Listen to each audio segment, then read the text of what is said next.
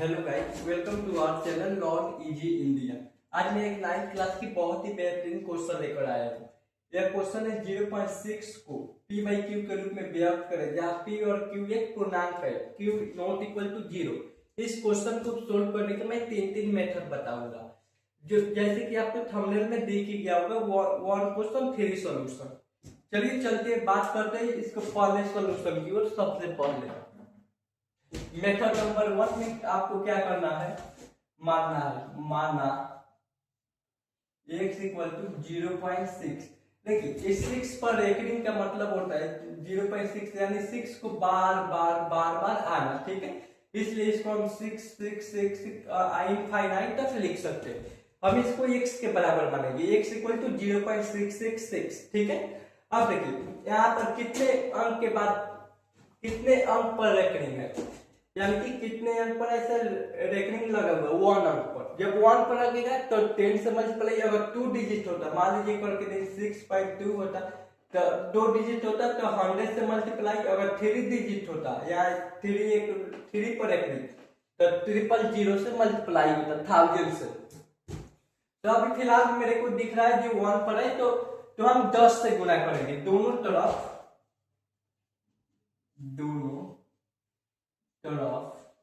10 से गुना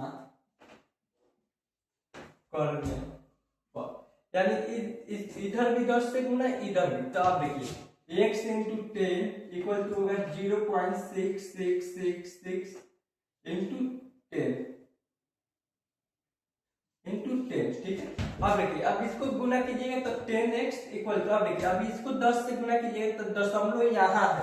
जब भी किसी नंबर के गुना किया जाता है तो दशमलव एक अंक इधर आ जाता है। अगर इसको मान लीजिए अगर 0.66 को अगर आपको 100 से गुना करते तो दशमलव यहाँ से 2 अंक बाद आता है, 1 2, यहाँ दशमलव हो जाता है। तो 1 से 0 से किए तो हमारा जो आंसर आएगा 6.666 इनफाइनाइट, ठीक है। यहाँ तक कोई दिक्कत आई होप नहीं हुआ होगा, ठीक है। अब देखिए आप करेंगे क्या, 10x इक्वल टू, अब इसको 6 प्लस 0.666 लिख सकते हैं, क्योंकि ऐड करने पर ऐसे ही है। मानिए अगर हमको 7 लिखना होगा तो हम 3 प्लस 4 भी लिख सकते हैं, 5 प्लस 2 भी लिख सकते हैं, ठीक है। सिर्फ इसको भी वैसे ही 6 को अलग और 0.66 को अलग लिखे। इसको लिखने का मेन मोटिव क्या है वो मैं आगे बताऊंगा, ठीक है।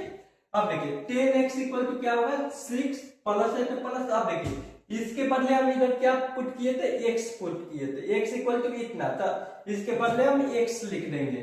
या x कैसे लिखे, इसके बदले लिखे हैं यहां से।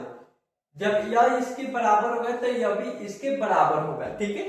अब चलिए अब होते हैं आगे देखते हैं। अब देखिए 10x equal to 6 plus x। अब देखिए अभी 10x है, प्लस में माइनस आई करोगे equal to 6, 9x equal to 6 होगा। अब देखिए x इक्वल टू इधर 6 बटा 9, x का वैल्यू क्या है 6 बटा 9। आप काटना चाहे तो 6 बटा 9 को 2 से, 3 2 6, 3 2/3। आपका मेथड नंबर 1 से यह आंसर आ गया, ठीक है।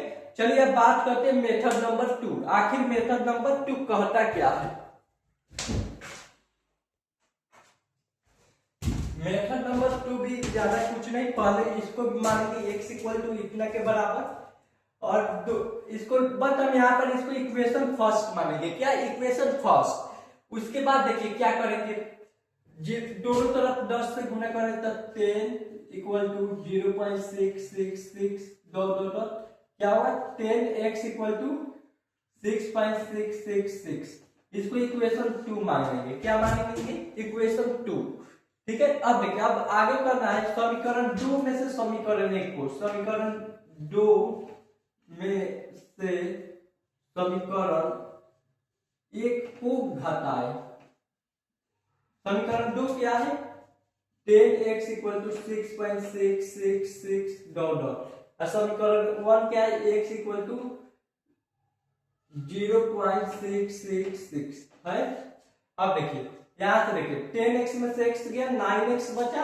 अब देखिए यहाँ देखिए 6 में से 0 गया 6, इससे जाएगा तो 0, हुआ। अब देखिए x का वैल्यू क्या होता है, x इक्वल टू 6/9, उधर भी आया तो 6/9, इसको काट तो 2/3 भी आप लिख सकते हैं, ठीक है।